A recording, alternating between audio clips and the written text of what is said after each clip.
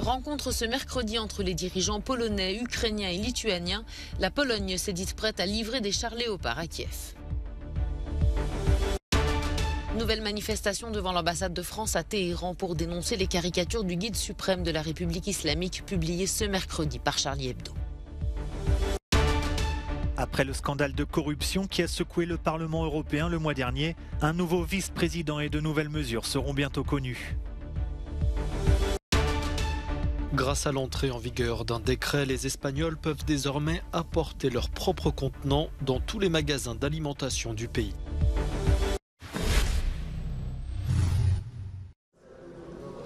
La Pologne est prête à livrer à l'Ukraine une compagnie de 14 chars Léopard réclamés par Kiev. Déclaration du président polonais ce mercredi lors d'une conférence de presse commune avec ses homologues ukrainiens et lituaniens à Lviv, dans l'ouest de l'Ukraine. La Lituanie qui a, elle, annoncé la livraison de munitions et de systèmes anti-aériens Zénith. Si Volodymyr Zelensky s'est montré reconnaissant face aux aides polonaises et lituaniennes, il a aussi souligné que l'Ukraine attendait une décision commune de plusieurs pays concernant les chars Léopard de production allemande. Andrzej Duda appuyant son homologue ukrainien en appelant à une coalition internationale en la matière. Kiev a par ailleurs insisté sur le fait qu'elle gagnerait la guerre cette année si l'Occident lui envoyait des missiles longue portée pour affaiblir l'arrière-garde russe. À court terme, les préoccupations du président ukrainien sont tournées vers le nord. À Lviv, il a présidé une réunion de coordination au cours de laquelle il a averti les chefs des régions limitrophes du Bélarus de se préparer à une extension du conflit, car si Minsk résiste encore aux pressions de Moscou sur sa participation directe au combat, les exercices militaires conjoints de l'armée russe et bélarusse sont une source constante d'inquiétude de l'autre côté de la frontière. Les forces russes n'ont pas pris le contrôle de l'intégralité de Soledar, malgré plusieurs fausses informations russes selon lesquelles la ville serait tombée et que Bakhmout serait bientôt encerclée. C'est le constat dressé par l'Institut pour l'étude de la guerre. Selon ce dernier, les forces russes se heurtent à une résistance ukrainienne concertée autour de Bakhmout. Il dit aussi que la réalité du contrôle bloc par bloc du terrain à Soledar est cependant obscurcie par la nature dynamique du combat urbain et les forces russes ont largement lutté pour réaliser des gains tactiques significatifs dans la région de Soledar pendant des mois. L'Institut pour l'étude de la guerre n'a rapporté qu'une confirmation visuelle de la présence des forces du groupe Wagner dans le centre de Soledar à partir du 10 janvier. L'importance stratégique de Soledar est discutée, mais sa prise serait importante, notamment car elle permettrait aux forces russes de se rapprocher de la ville voisine de Bakhmout. La Russie pourrait utiliser l'accès au vaste réseau souterrain de tunnels des mines de sel de Soledar pour pénétrer dans le territoire contrôlé par les Ukrainiens.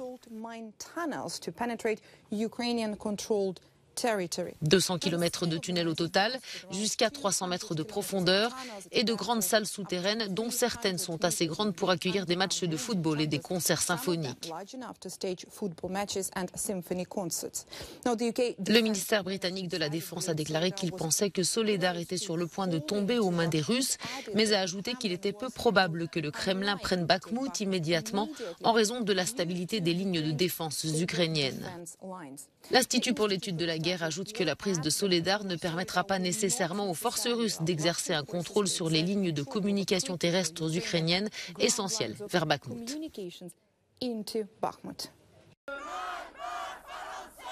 Une manifestation a rassemblé des dizaines de personnes devant l'ambassade de France à Téhéran ce mercredi. Ces contestataires étaient rassemblés pour protester contre les caricatures du chef suprême de la République islamique publiées ce mercredi par l'hebdomadaire satirique français Charlie Hebdo. La une du numéro, qui fait écho à la précédente couverture mercredi dernier, met en scène des religieux dans des situations à connotation sexuelle. À l'intérieur du journal, l'ayatollah Khamenei est croqué à plusieurs reprises en référence aux exécutions de manifestants par pendaison.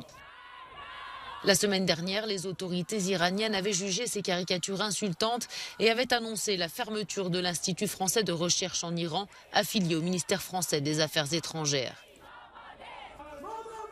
Dimanche, plusieurs dizaines d'Iraniens s'étaient déjà rassemblés devant l'ambassade de France à Téhéran. Ils avaient brûlé des drapeaux français en réponse à ces dessins. Plusieurs drapeaux américains, israéliens ou encore LGBT avaient par ailleurs été brûlés.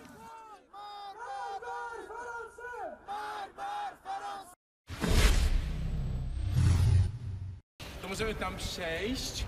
Le Parlement européen s'active pour surmonter le scandale de corruption qui l'a frappé le mois dernier. La justice belge a découvert en décembre un réseau d'eurodéputés, d'assistants et d'ONG qui auraient reçu de l'argent du Qatar et du Maroc pour influencer les décisions de l'Union européenne. Après l'éviction de la vice-présidente grecque Eva Kaili, le groupe des sociodémocrates auquel elle appartient a proposé le luxembourgeois Marc Angel pour la remplacer à ce poste. Également soutenu par les libéraux, ce dernier part favori du vote qui aura lieu la semaine prochaine. Chaque membre du Parlement et chaque personne qui travaille ici doit être un fervent défenseur de la lutte contre la corruption et pour la transparence. Mais je ne peux pas le faire seul et je sais que je peux compter sur l'aide de beaucoup d'autres personnes. En attendant, la présidente du Parlement européen, Roberta Metsola, doit proposer ce jeudi de nouvelles mesures pour lutter contre la corruption. Les eurodéputés pourraient être interdits d'exercer une activité de lobbyisme pendant 2 ans après avoir quitté leur poste et contraints de publier la liste de tous leurs rendez-vous. Objectif, renforcer l'intégrité des eurodéputés et de leurs assistants. Nous ne tolérons aucun manque de transparence, aucune tentative de corruption, aucune situation où nous parlons de règles, mais où nous ne les appliquons pas en interne. Nous allons travailler là-dessus, nous allons évoquer l'élection du nouveau vice-président et la manière dont nous pouvons nous améliorer. L'Europe est une institution et l'avenir vaut la peine d'investir dans cette transparence.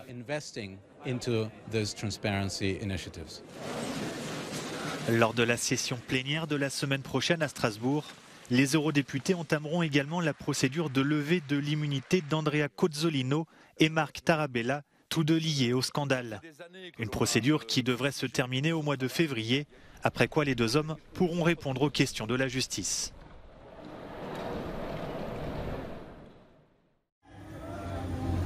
Au moins 5 personnes ont été tuées et des dizaines ont été blessées mercredi après-midi dans un attentat suicide à Kaboul en Afghanistan revendiqué par le groupe État islamique.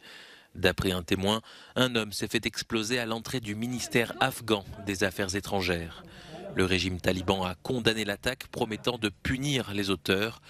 L'État islamique a revendiqué plusieurs attentats sanglants dans le pays depuis la prise de pouvoir des talibans en août 2021.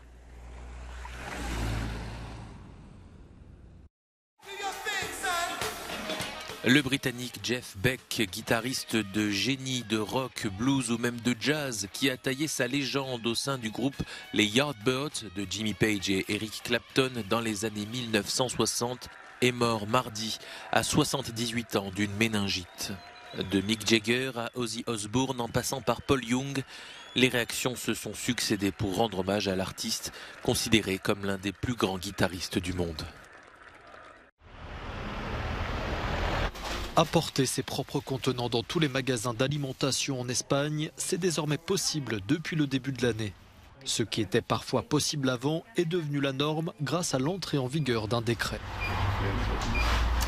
Nous remplissons les contenants apportés par les clients. On fait la tare pour mesurer le poids du contenant et ensuite les gens mettent dedans la quantité de produits qu'ils veulent. J'essaye toujours d'apporter des sacs réutilisables. Là, je vais aller acheter des fruits et les mettre dans mon sac. L'association espagnole des distributeurs, des magasins en libre-service et des supermarchés rappelle que les emballages doivent être correctement nettoyés. La CEDAS souligne aussi que tous les contenants ne conviennent pas à l'ensemble des produits. Les supermarchés peuvent refuser les sacs ou les contenants des clients si le récipient n'est pas adapté en raison de ses caractéristiques ou de son matériau. Chaque entreprise devra fixer ses exigences. L'un des objectifs principaux du décret est de réduire l'utilisation des plastiques qui polluent la planète. Je trouve ça super. Ça permet de ne pas utiliser trop de plastique. Nous remplissons la planète de plastique. Le décret donne 6 mois aux supermarchés pour s'adapter à la nouvelle législation. Certains demandent déjà à ce que la réglementation soit étendue à d'autres produits et d'autres magasins comme les drogueries.